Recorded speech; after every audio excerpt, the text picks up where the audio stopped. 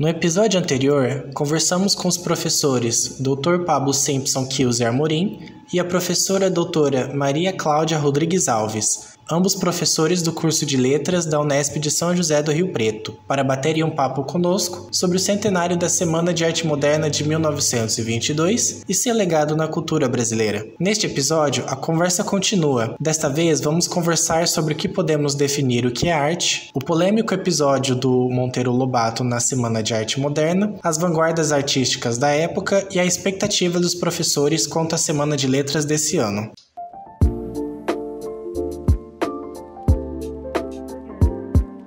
Qual a percepção de arte para vocês?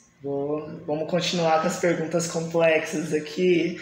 Acho que é muito difícil definir o que é uma arte, o que a gente possa encaixar num quadro ou numa caixinha, mas se ela tivesse que ter uma característica fundamental para você reconhecer, não, isso aqui eu reconheço como algo, um tom artístico. Eu acho que você está só complicando as perguntas.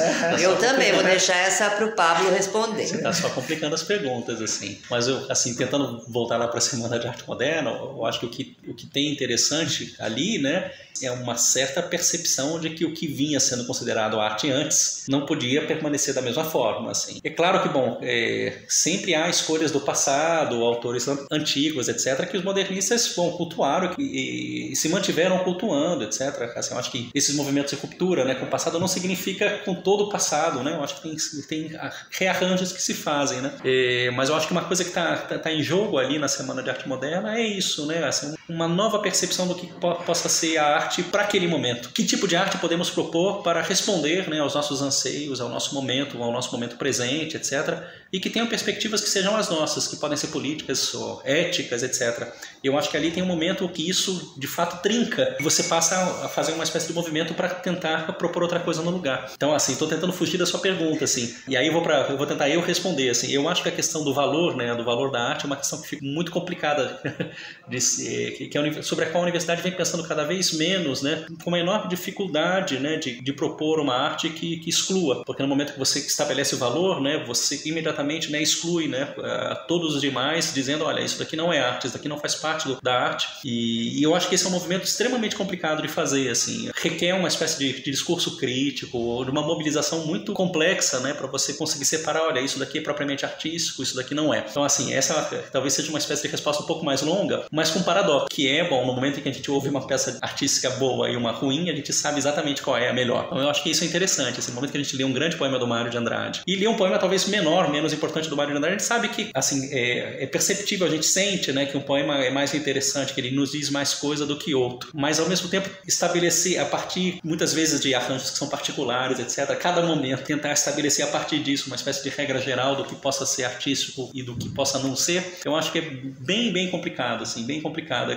Você vai para um show, aí de repente termina um show, começa um outro show, você fala, bom, isso daqui tá muito mais legal do que o outro. Vocês estão vendo o Rock in Rio, né? Você tem certeza que um show é melhor do que o outro. Mas aí depois você fala, não, mas, assim, que mecanismo crítico eu produzo para tentar dizer que um é artístico e que o outro propriamente não? E aí eu acho que aí é a nossa dificuldade, por isso a dificuldade de responder. Bom, eu faço essa provocação porque depois de vocês falarem tanto sobre essa percepção da cultura brasileira na semana, eu percebo que há uma relação da arte com a própria cultura. E tanto antropólogos como artistas dizem que é uma missão muito difícil hierarquizar as culturas em relação umas às outras, e imaginei que esse processo na arte também seja um pouco complexo. E também, para puxar uma outra pergunta, que era especificamente sobre o tão famoso episódio do Monteiro Lobato, da Anitta Malfatti, porque não é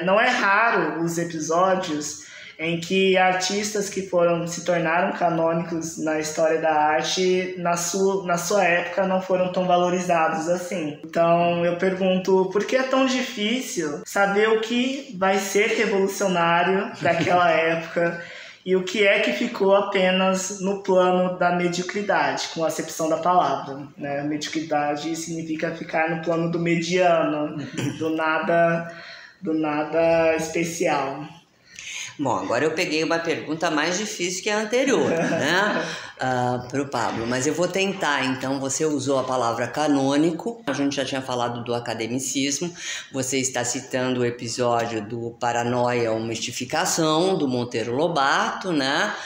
E eu diria que, continuando o que o meu colega Pablo falou, adentrando ao que você perguntou agora, a gente realmente pode enveredar para diversas discussões e debates que durariam muito mais tempo do que esse nosso encontro. Por exemplo, o que merece ou não, o que se torna ou não canônico. Uma postura de, justamente como havíamos citado, encarar e considerar o passado para construir o presente e o futuro, que é um elemento que a gente já conversou aqui, dizendo, por exemplo, que a semana olhou muito para o presente, mas não viu, não vislumbrou, queria, mas não vislumbrou o que viria a ser.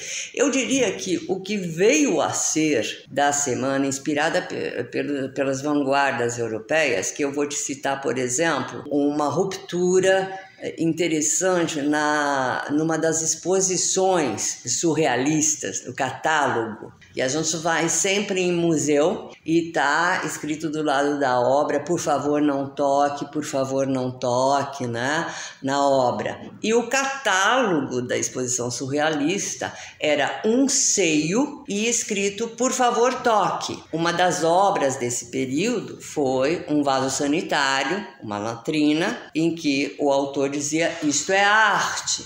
Então, os passos que foram dados, e daí eu faço questão de dizer, não só artisticamente, mas social e politicamente, desde a semana, e não por causa da semana, mas considerando a semana como um ponto de partida, mas não por causa dela.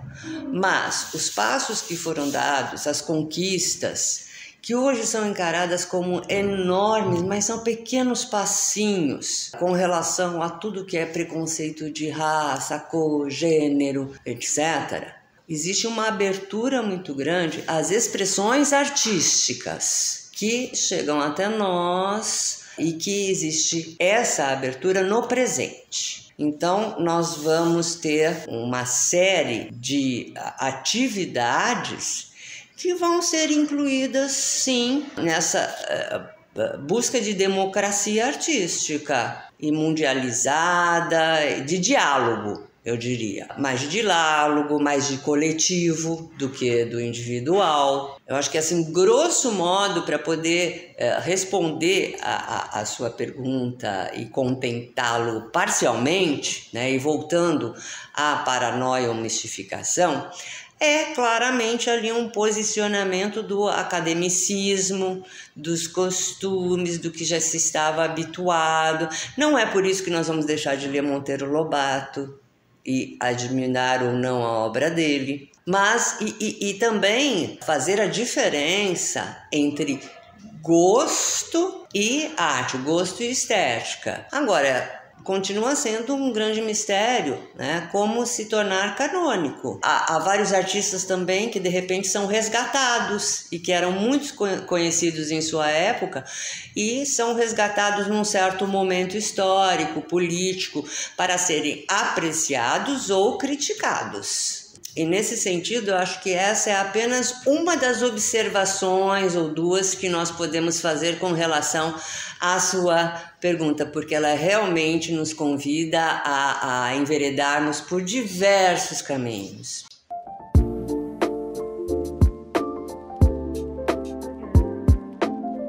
Agora, de uma visão particular, teve alguma vanguarda que se sobressaiu aqui no Brasil para vocês? Alguma que vocês se aproximaram mais ou imaginaram que tiveram um potencial maior de se expandir no meio artístico?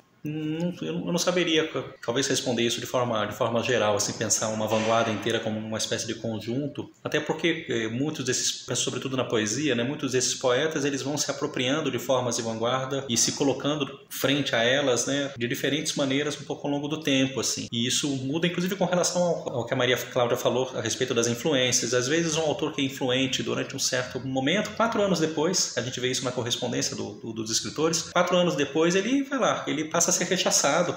Então tem uma espécie de mobilidade das vanguardas, né, que é sempre rápida. E cada um dos nossos grandes poetas, o Carlos Drummond de Andrade, etc., eles se alimentam, né, e não só se alimentam, também são criadores, né, mas eles se alimentam de diferentes fontes, né, e isso vai um pouco mudando um pouco ao longo da vida, e o que torna difícil para a gente dizer, olha, bom, ali ele representa uma vanguarda, depois, num certo momento, representa outra vanguarda, etc. Eu acho que isso é um debate um pouco mais difícil, assim, de pensar dessa forma. Então, assim, eu não sei se eu respondo a você, mas eu queria só juntar duas coisinhas, cara, ao que disse a Maria Cláudia, que eu acho que são coisas importantes, assim, que ela disse, que eu gostaria de frisar. A primeira delas é um sentimento com a Semana de Arte Moderna, e diante do texto do Monteiro Lobato, de uma enorme abertura. Eu acho que essa foi a palavra que ela disse. Eu acho que isso é importante ter isso em perspectiva. Não só a abertura às artes de vanguarda europeias, né, mas a arte indígena, a arte negra, a arte religiosa, a diferentes manifestações artísticas, a diferentes momentos, inclusive, da arte brasileira. Eles vão ser capazes de recuperar, às vezes, objetos e obras artísticas de muito lá de trás. Então, essa capacidade de abertura, né, de abertura crítica, né, entender que nessas artes existe coisa importante, eu acho que isso é uma coisa legal de dizer, assim. E eu acho que um segundo elemento que eu acho que é importante frisar, que a Maria Cláudia apontou, por qual a Maria Cláudia apontou também, é o fato de que o cânone, né, a constituição do cânone é um debate complicado mesmo, assim. E no âmbito da semana, mais complicado ainda, porque na verdade, assim, a semana não é só a semana de arte moderna lá atrás. Ela foi sendo construída criticamente dentro de um espaço que é em grande medida universitário, com as universidades paulistas, com a Universidade de São Paulo, com um esforço crítico, né, de críticos importantes, né, como Antônio Cândido, etc., que legitimaram e deram importância em retrospecto a essa semana. Então a semana ela não se restringe àquele momento, mas ela é construída ao longo do tempo, e o cânone de autores relevantes que a gente passou a estudar, inclusive na escola, não tem a ver só com a importância que eles tiveram lá atrás, mas com essa importância crítica que eles foram tendo ao longo do tempo. E isso, em grande medida, um esforço editorial importante. Assim, a editora da Universidade de São Paulo vem editando há muitos anos toda a correspondência do Mário, que se torna uma espécie de paradigma, inclusive para a gente avaliar o que foi o modernismo. Todo mundo lê a correspondência do Mário com Manuel Bandeira, com a Henriqueta Lisboa, com Alceu Amoroso Lima, e isso acaba virando uma espécie de norte crítico que constrói em retrospecto a própria importância da semana. Muito do cânone modernista, do que a gente diz que é importante para a arte, etc., foi em grande medida sendo construído também ao longo do tempo. E o cânone é um mecanismo crítico, né? Na verdade, bom, tem formas de legitimação do cânone, dizer, um artista é bom, o outro não é, e isso em grande medida passa pelos jornais, passa pela universidade, etc. Eu tinha tocado no nome da senhora Marinette Prado, esposa do Paulo Prado, né? Ela foi, então, com Olívia Guedes Penteado, super importante aqui na sociedade paulistana, né? E vou chegar até a Olívia e ao seu túmulo no cemitério da Consolação em São Paulo, que é um verdadeiro museu a céu aberto. E nesse túmulo de Olívia, ele é decorado com uma obra de Victor Brecheret. A pergunta que vocês fizeram com relação às artes, né, e aos desdobramentos da semana, em escultura e arquitetura, eu vejo grandes passos e grandes diferenças depois com os nossos arquitetos brasileiros. Agora, você falou uma coisa que foi muito importante. Você falou, nós, consumidores de arte, né? O acesso à arte que eu acho mais complicado, né? Essa abertura justamente do acesso ao fazer artístico e ao desfrutar do objeto artístico, sendo que está intimamente ligado um e outro. Então eu acho que em arquitetura houve bastante conversa, né, dos nossos arquitetos dos anos 60, 70 com o Victor Brecheret, com as linhas do Victor Brecheret, por exemplo.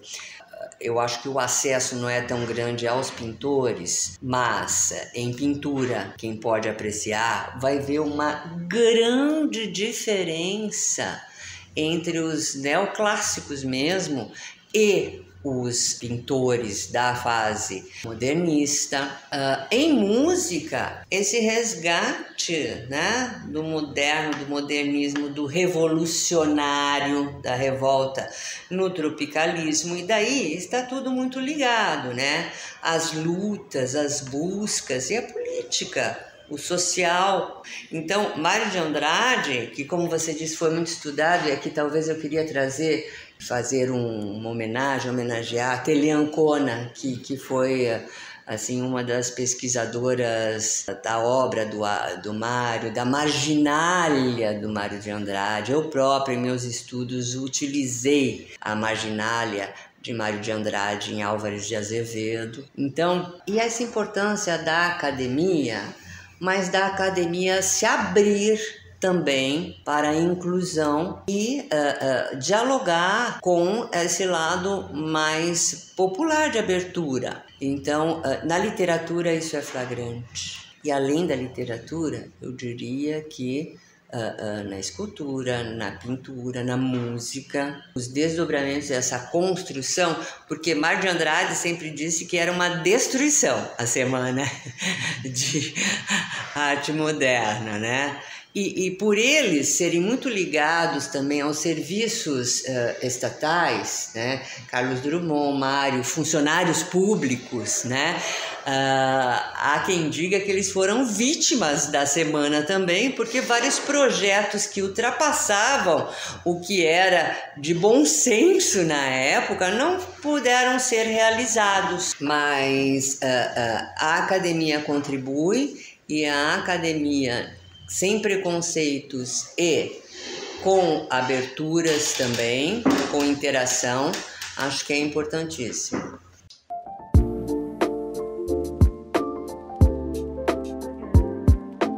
Como bem sabem, a Semana de Letras esse ano carrega como tema o aniversário da Semana de Arte Moderna de 1922. A professora que faz parte da organização da semana e o professor Pablo, que é convidado da semana, estão aqui justamente falando sobre esse assunto. Qual a expectativa de vocês para a semana? Vocês esperam que a semana foque em algum tema específico?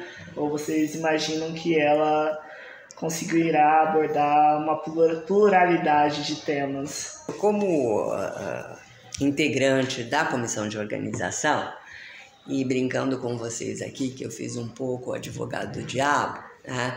Eu me esforcei em dar a minha contribuição no sentido em que pudéssemos ver o outro lado da semana também. Uma elite que vivia num momento de política de branqueamento do Brasil, num pós-abolição, pseudo-abolição, e que essas contradições também deveriam ser discutidas. Então, nós convidamos pessoas que vão discutir esses elementos também. E não falamos aqui, mas, por exemplo, uma das nossas palestrantes vai falar sobre algo que continua de vanguarda, que é a dramaturgia do Rei da Vela, por exemplo. Então, assim, ainda temos desdobramentos do que a semana provocou.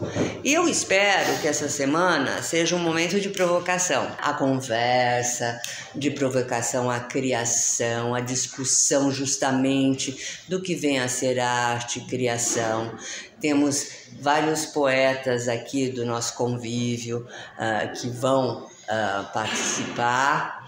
E é isso, que ela seja provocativa e que ela nos traga benefícios para formar o espírito crítico e darmos mais passinhos para frente, política e socialmente. A arte também serve para isso.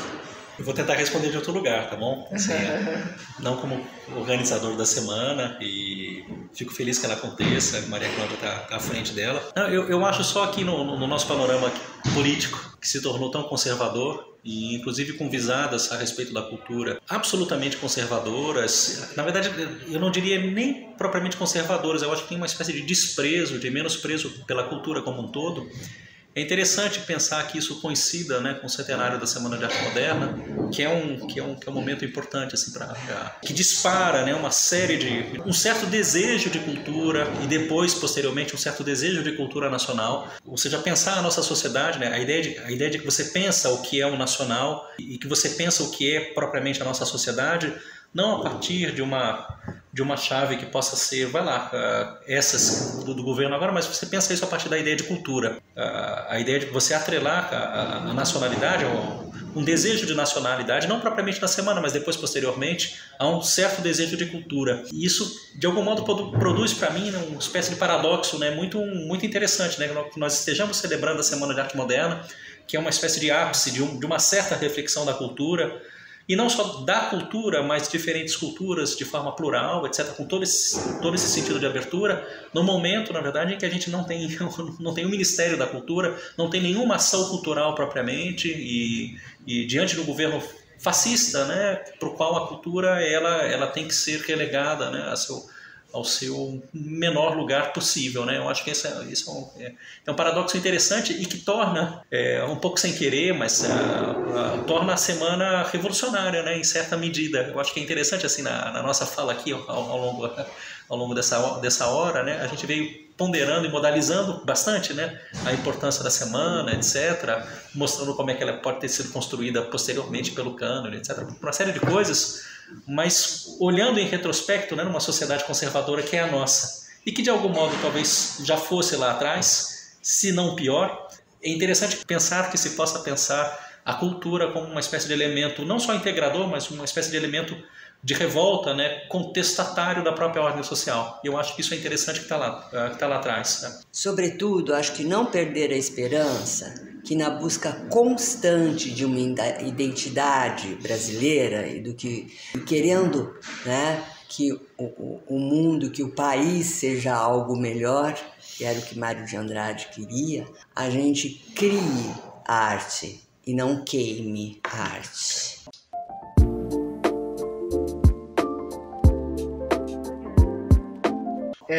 Eu espero que o Cal, nesse episódio, tenha conseguido fazer que nem a Semana de Arte Moderna e ser provocativo nas nossas perguntas. Agradeço a todo mundo que acompanhou o nosso episódio até aqui. Nós queremos agradecer também o convite, né, Pablo? Falar muito bom. Muito bom. Obrigado. Lembrando todo mundo que a Semana de Letras acontece dia 3 até 7 de outubro, né, professora? E todo mundo que está ouvindo a gente do curso de letras ou de qualquer outro curso está convidado a participar. Ela será integralmente online, com exceção das suas atrações culturais, podemos dizer pré-semana, assim, eu diria, inclusive o sarau no dia 27 de setembro, onde entregaremos o prêmio, faremos a premiação do concurso de poesia, cujo júri foi encabeçado pelo nosso poeta Pablo Simpson. Bom, agradeço novamente a participação de todos, a quem nos ouve, e assim a gente encerra o nosso episódio de podcast.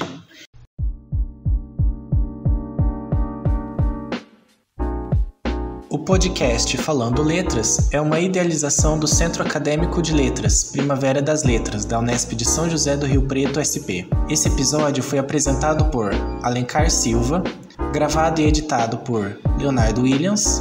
O roteiro foi feito pelo Alencar Silva, o Leonardo Williams e a Júlia Capucci, que também é responsável pela revisão de texto. Contamos também com o extraordinário apoio da professora doutora Luciane Ster Tenani e do Rômulo de Almeida Borim. Muito obrigado por nos ouvir e até a próxima!